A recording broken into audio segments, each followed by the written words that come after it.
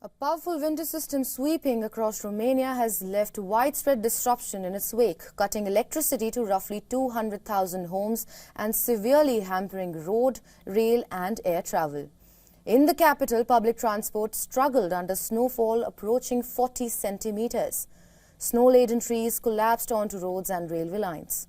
Schools were shut in several towns, while emergency services reported ambulances stranded by drifting snow in multiple counties.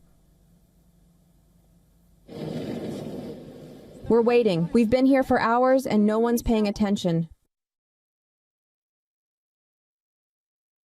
Romania's energy minister said restoration efforts were underway, with power already restored to many of households. More than 260 towns were affected at the height of the outages, as snow, rains and strong winds damaged infrastructure across multiple regions. It's very difficult to walk on the sidewalk, and the public transportation isn't running because everything is blocked. The snow hasn't been cleared and all the tram lines are blocked. Romania's National Meteorological Administration placed nearly half the country under code yellow warnings, calling the storm among the most intense weather events of the winter season.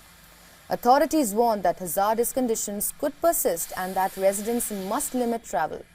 Despite the disruptions, officials said electricity production remained stable as it was supported by strong wind and hydro output. Across the affected areas, emergency crews continue clearing roads, restoring power lines and responding to rising weather-related emergencies.